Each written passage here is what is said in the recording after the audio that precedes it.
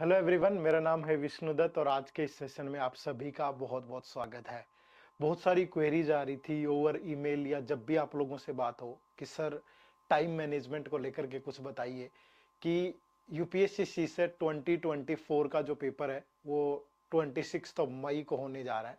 ठीक है, तो अगर मैं मोटा मोटा देखूं अभी यहाँ पे 26 मई 2024 को आपका पेपर है, तो आपके एग्जाम में 150 डेज बाकी है। ठीक है, कितने डेज बाकी हैं? 150 डेज। तो इस टाइम पे टाइम को लेकर के हम किस तरीके से डील करें, कैसे टाइम को मैनेज करें।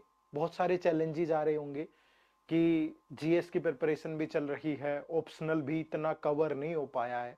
इसके अलावा ये चैलेंज के अलावा एक जो खास चैलेंज वो ये कि पढ़ने का मन नहीं है, कि प्रैक्टिकल सब्जेक्ट है, सीसेट में ध्यान ही नहीं लगता है, मैथ रीजनिंग पढ़ना बड़ा मुश्किल हो रहा है।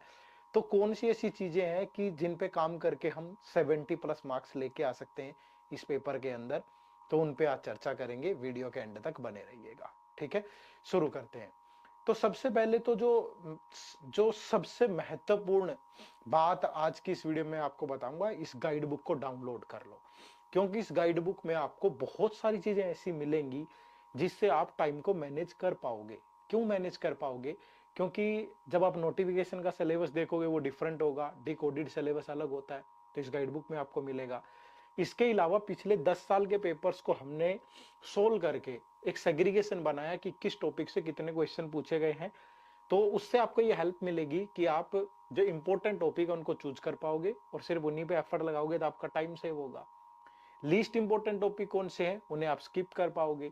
इसके अलावा क्या स्ट्रेटेजी होना चाहिए, उनको पढ़ते हुए क्या अप्रोच होनी चाहिए, और जो सोर्सेज हैं, कौन सी बुक पढ़ें, कौन सा कोर्स पढ़ें, उससे रिलेटेड हर एक इंफॉर्मेशन आपको यहाँ मिलेगी।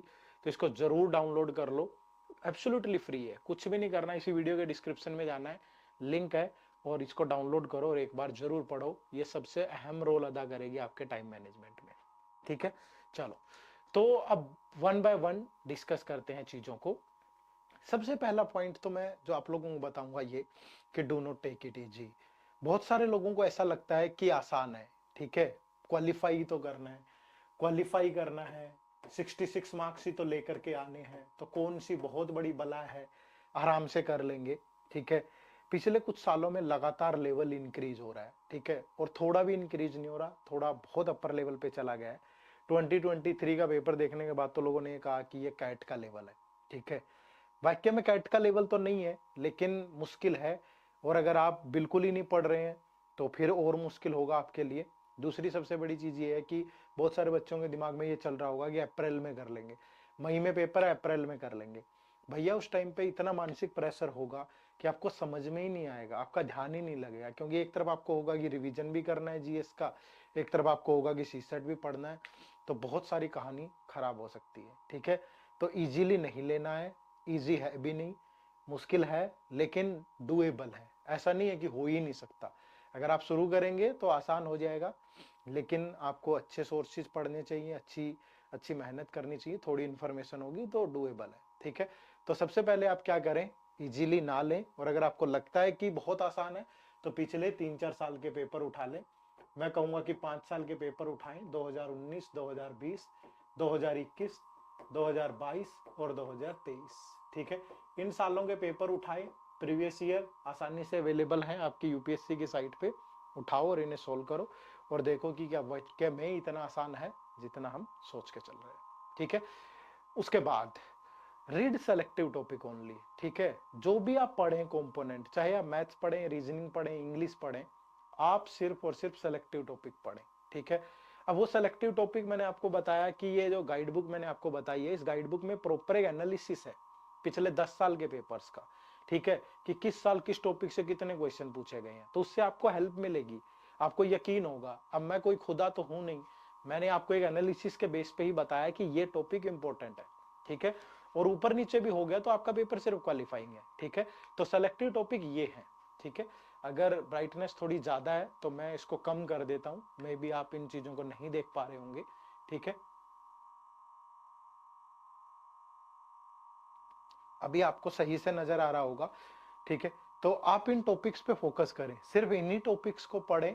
ठीक है, चाहे क्वांट है, रीजनिंग है या रीडिंग कॉम्प्रिहेंशन है, सिर्फ इन्हीं टॉपिक्स को आपको पढ़ना है और इन्हीं पे फोकस करना है।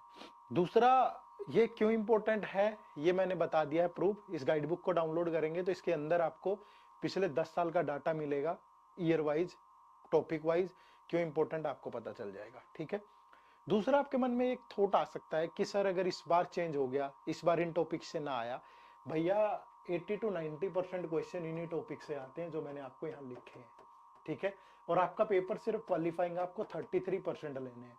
सपोज अगर बुरी से बुरी हालत चेंज भी होती है तो यहाँ से 60% आ जाएगा, आपको तो तब भी क्वालिफाई करना है। लेकिन ऐसा ना करें कि इनमें से भी जो बताया इनमें से भी आधे टॉपिक पढ़ोगे, तब तो गड़बड़ हो जाएगी। ठीक है, 90% इन्हीं से आता है, 60 भी आया तो भी आप तो डबल प्रिपरेशन करके जा रहे हो, तब भी कौन सी दिक्कत है। ठीक है, तो इन चीजों का सम्मान करें, क्रॉस क्वेश्चनिंग के बजाय अपने अंदर झांकें, देखें कि आपके अंदर कमियां हैं, उन्हें दूर करें और फिर अपने राइट पाथ पर आगे बढ़े। ठीक है, तीसरी चीज मैं आपको यहाँ पे कहूंगा कि बी पंक्चुअल। ठीक है, हम क्या करते हैं, जोश जोश में 2 दिन पढ़ते हैं, तीसरे दिन शायद उस चीज पे ध्यान नहीं देते हैं।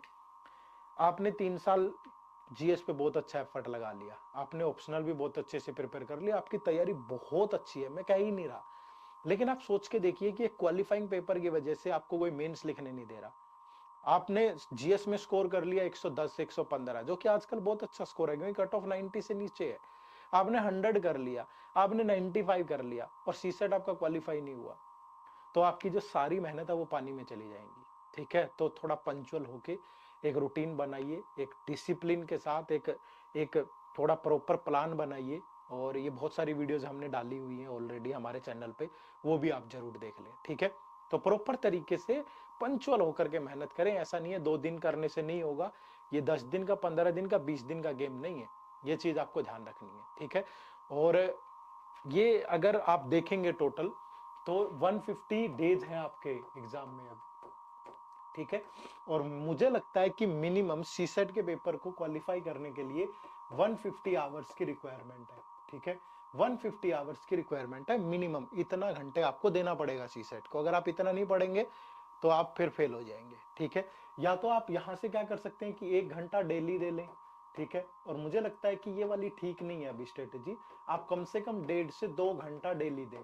ठीक है, 1.5 से 2 घंटे डेली दें और तब जाकर के आप इसको बहुत अच्छे से कवर कर पाएंगे। ठीक है, लेकिन लेकिन यहाँ पे एक मैं डिस्क्लेमर भी ऐड कर रहा हूं, ये 1.5 से 2 घंटा आप तभी दे पाओगे, तभी कवर कर पाओगे जब आपके पास डेडिकेटेड सोर्स होगा।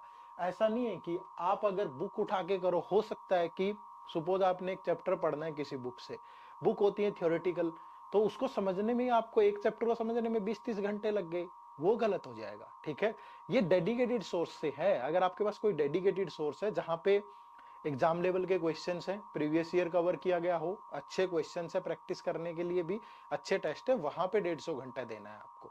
अदरवाइज आपके पास कोई बुक से पढ़ना भी शुरू करोगे तो थोड़ा सा सचेत रहिएगा, उसके लिए ये टाइम टेबल नहीं है। फिर अपना टाइम टेबल आप खुद से देखो, आपको बस कवर वही टॉपिक करने हैं जो मैंने आपको बताया, इतनी मैं गारंटी दे रहा हूँ। ठीक है जी, तो डेडिकेटेड सोर्सेज पे काम करो और प्रैक्टिस इज द की। जब तक प्रैक्टिस नहीं करोगे, पढ़ लिया हमने, ठीक है, दिमाग में है चीजें, मुझे आता है प्रॉफिट लॉस, मुझे आता है नंबर सिस्टम, भैया तो उससे यूज भी तो करके देखो ना। जब तक एग्जीक्यूशन नहीं होगा तब तक आपको मालूम ही नहीं चलेगा कि आप कर पा रहे हैं कि नहीं। आप पिछले 5 साल के पेपर सोल्व करो, आप बहुत सारे मॉक टेस्ट लगाओ, तो आपको पता चलेगा कि हाँ आप कर पा रहे हो कि नहीं कर पा रहे हो, भ्रम में नहीं। ठीक है, तो प्रैक्टिस करनी पड़ेगी। कोई भी चीज अगर आपने पढ़ी है, सपोज आपने एक नंबर सिस्टम टॉपिक पढ़ लिया, उस पर कम से कम 200 क्वेश्चन प्रैक्टिस करो। आपने कोई और टॉपिक पढ़ा है, 200 क्वेश्चन प्रैक्टिस करो। एक टॉपिक पे 200 नहीं, नंबर सिस्टम पे 200 मैंने इसलिए बोला क्योंकि बड़ा टॉपिक है, बहुत सारे सब टॉपिक है।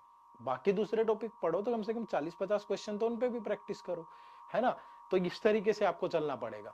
और उसके बाद फिर कुछ सेक्शनल टेस्ट दो, फिर फुल लेंथ टेस्ट दो, और देखो कि फुल लेंथ टेस्ट में आप कहाँ गलती कर रहे हो, है ना। तो घर पे ही टारगेट लेके चलो कि 80-90-100 नंबर अगर आ रहे हैं तो पेपर में आप 70 नंबर आराम से ले पाओगे, क्योंकि एक मानसिक प्रेशर भी होता है, एग्जाम का स्ट्रेस भी होता है।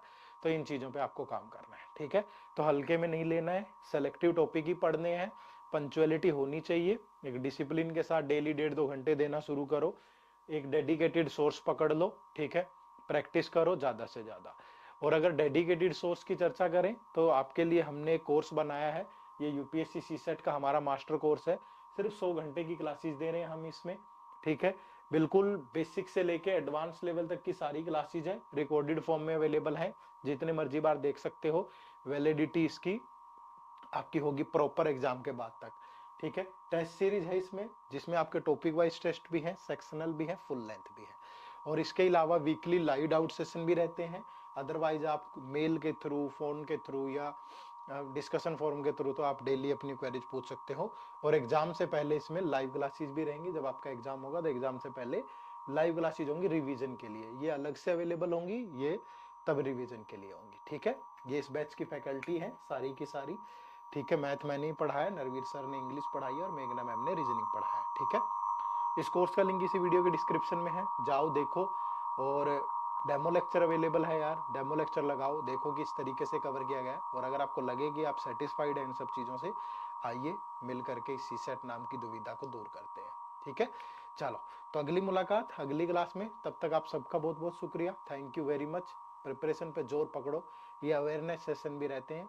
कोर्स सिर्फ सेल करना हमारा पर्पज नहीं है, कोर्स तो आपकी प्रॉब्लम्स का सोल्यूशन देने के लिए हमने बनाए हैं। अदरवाइज आप जहां से भी प्रिपेयर कर रहे हैं, बट डेडिकेटली समय देने का समय आ गया है, ठीक है। तो उम्मीद करूंगा कि इन चीज़ों से आप सीखेंगे और बेहतर तरीके से प्रिपेयर करेंगे। आप सबका बहुत बहुत शुक्रिया, थैंक यू वेरी मच। जय हिंद, जय भारत।